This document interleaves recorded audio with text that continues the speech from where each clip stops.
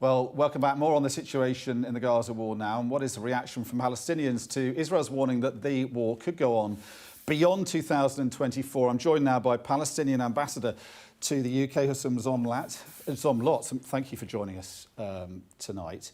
What do you make of that? Is that just Israeli positioning, do you think? Is it sort of part of its negotiations, the threat that this could go on indefinitely? Or is it real? Do you think the war could go on into the next year? Well, I think Israel has been at war with us for 7 decades. So if they declare 7 months, they mean it. They live on the very idea that there is a conflict and there is a people that they are oppressing. They reject the very idea of a Palestinian state. They reject a political solution. You've heard Netanyahu bragging many times publicly that he's the one who has actually finished off and killed the idea of a Palestinian state. So what's the alternative? The alternative is perpetual conflict, perpetual war, the use of sheer violence that you have been seeing all along. When you do not have a political vision, when you do not accept the international consensus, then you fill the vacuum with violence, and that's the only option Israel has. But specifically this war, if it goes on until next year, that's Israeli troops in Gaza for 7 months. That's effectively reoccupying Gaza, isn't it, indefinitely? What's your government in Ramallah's position on that, reoccupation of Gaza? Well, the position is very clear. Israel must end its onslaught on Gaza, its genocidal aggression on Gaza. A permanent ceasefire must be achieved immediately, and unfettered access of humanitarian aid, together with a massive rebuilding campaign.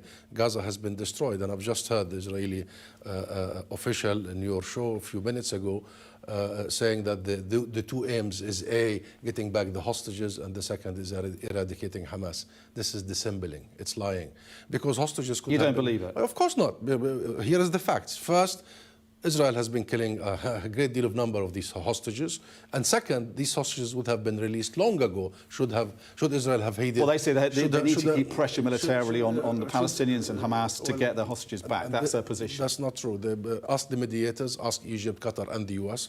They will tell you that Israel has been offered many times a deal that would release hostages from both sides, because Israel has taken thousands of Palestinian hostages since the 7th of October, mostly from the West Bank, by the way, without trial or charges. Many of them are children.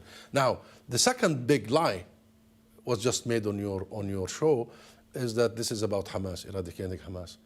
What about the 120,000 people killed and maimed? What about the 70% of Gaza's housing stock destroyed? What about 80% of Gaza's schools bombarded, all of universities, and only 4 of the 36 hospitals are still partially operating. The others have been bombed. This isn't about Hamas. Well, they say this is all part of getting the hostages back. But really, imposing a famine on 2.3 million people is really getting hostages out. No, Israel is waging a war against the Palestinian people. Israel is eradicating the Palestinian people, and they have been doing this since the 1948 Nakba and ongoing. While we've got you, your family are from Rafah. You were saying before the break that you grew up there till the age of 14. Yes. Our forensic research seems to suggest and show that the weapons that caused those horrendous scenes, that airstrike in Rafah, the Israelis say that the inferno was caused by secondary explosions, but the weapons seem to have been supplied by America.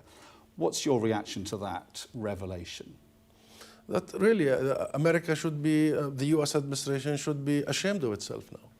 A, because they have drawn a red line, which is Rafah, and yet Israel keeps crossing these red lines. And B, they said that they should not see American weapons being used in grave violations of human rights. Now, can it be worse? I mean, the world foresaw this. The world foresaw the massacres in Rafah.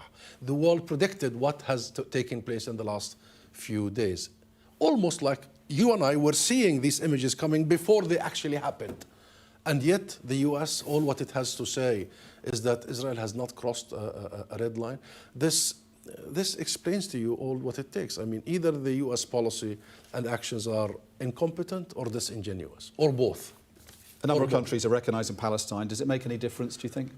It makes all the difference, because the heart of our issue is we were cancelled as a people by Great Britain of the time, that colonial arrogance of promising our land without consulting us and of turning us into non-Jewish minorities when we were 98% of the population and owning 96% of the land. So recognizing and ending that cancellation is very important, and what these countries have done is a major step in the right direction. We're running out of time, but thank you very much for your time tonight. Good to get your answer to Israel's point of view on the show.